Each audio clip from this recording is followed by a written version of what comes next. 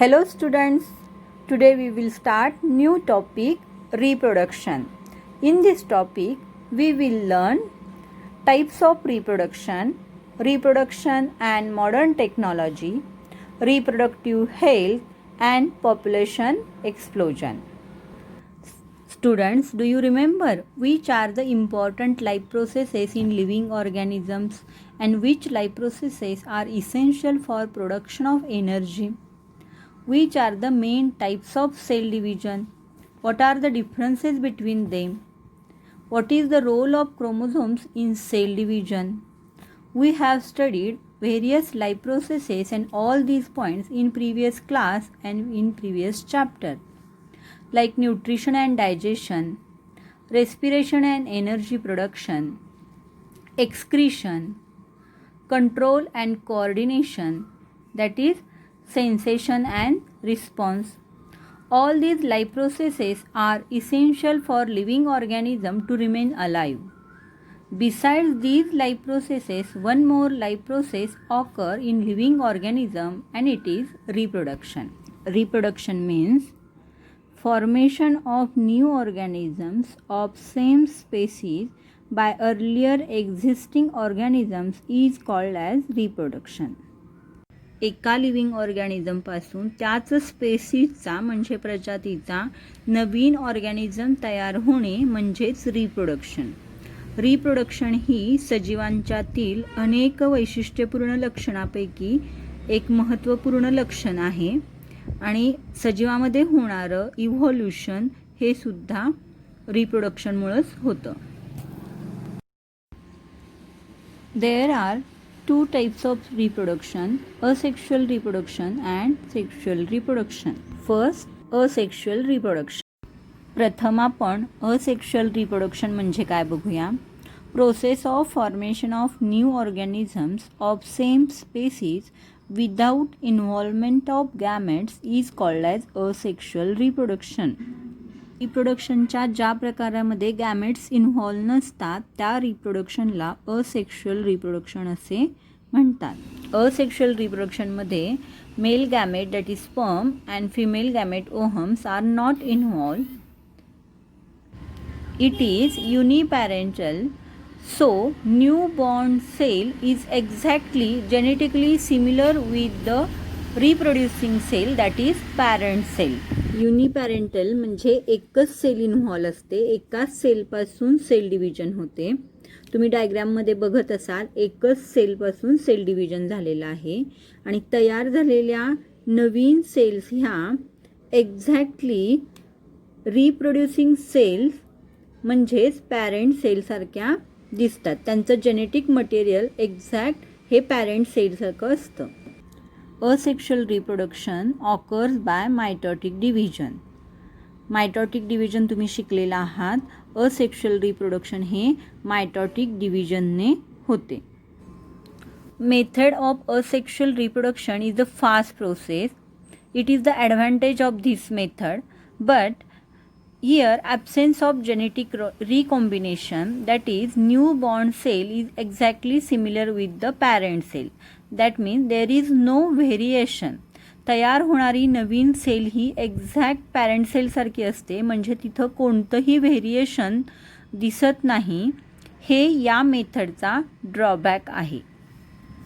First we will see asexual reproduction in unicellular organism.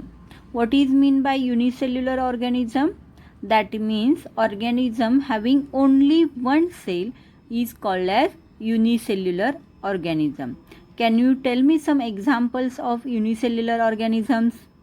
Yes, amoeba, paramecium, euglena. These are the some examples of the unicellular organism. जे organisms एकाच सेलपासून बनलेले असतात त्यांना unicellular organisms असे म्हणतात.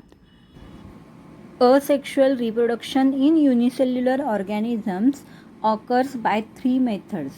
First, binary fission, second, multiple fission, and third, budding.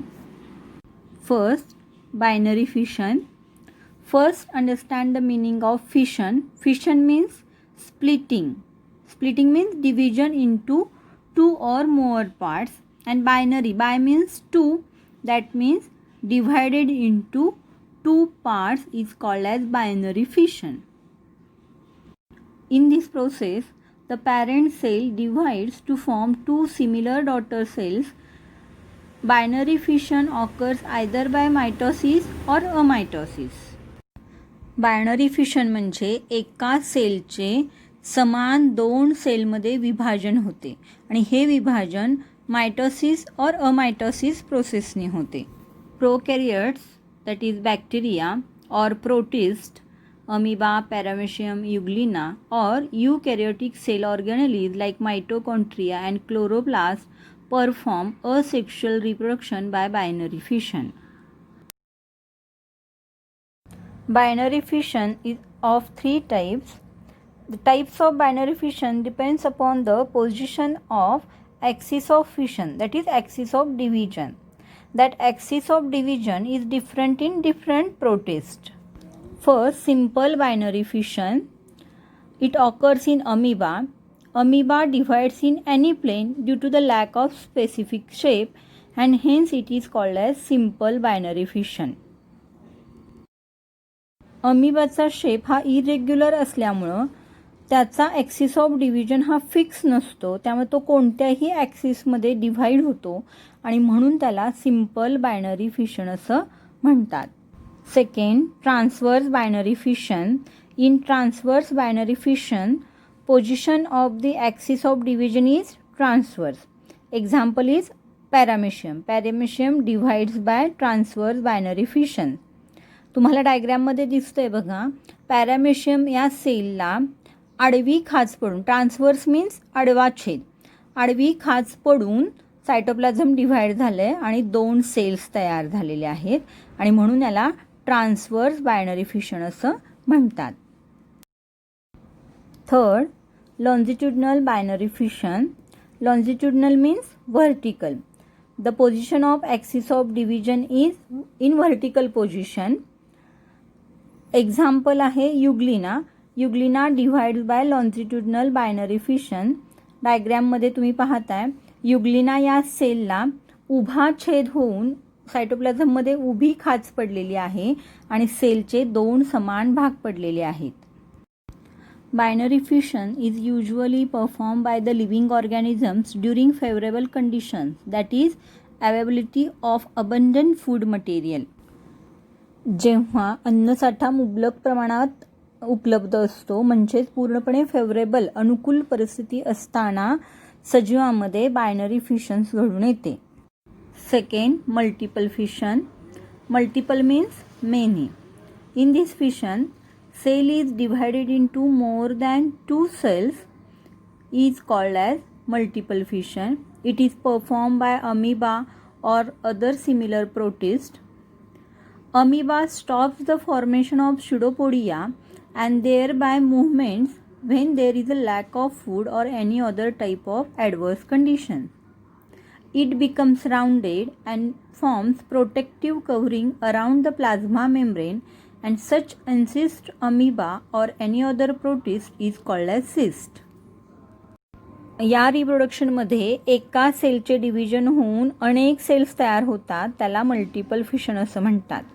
आणि हे multiple fission अमिबासारख्या प्रोटिस्टमध्ये घडून येतं. जेव्हा अन्नाची कमतरता असते अशा कंडिशनमध्ये, म्हणजे त्याला ॲडवर्स कंडिशन असं म्हणतात, तेव्हा अमिबामधील शुडोपोडिया होणं थांबतं आणि तो राऊंड बनतो आणि त्याच्यातील प्लाझ्मा मेम्ब्रेनभोवती एक संरक्षक कवच तयार होतं. अशा संरक्षक कवच असलेल्या अमिबाला सिस्ट असे म्हणतात. Many nuclei are form by repeated nuclear divisions in the cyst. It is followed by the cytoplasmic division and thus many amoebulae are form. They remain encyst till there are adverse condition.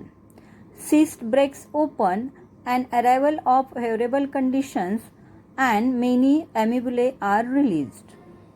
सिस्टमध्ये nuclear division होऊन, म्हणजे न्यूक्लियसचं division होऊन खूप सारे nuclei तयार होतात आणि त्यानंतर सायटोप्लाझमिक division होते, म्हणजे सायटोप्लाझम डिव्हाइड होतं आणि खूप अमिबा तयार होतात.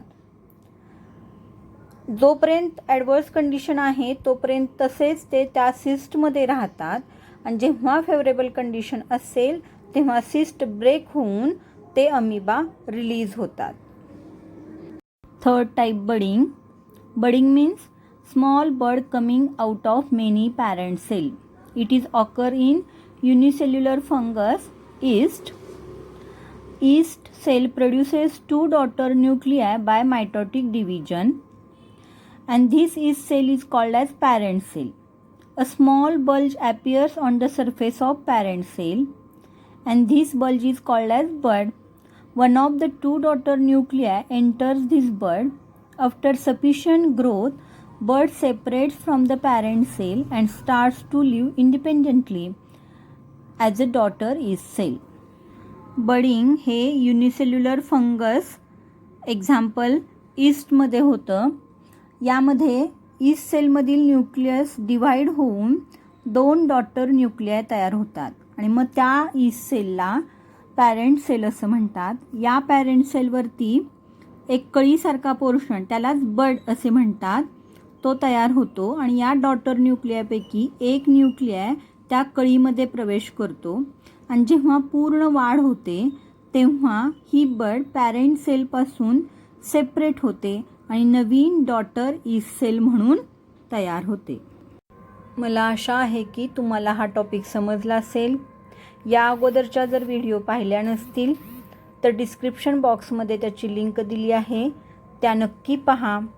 लाईक, शेअर आणि सबस्क्राईब करा.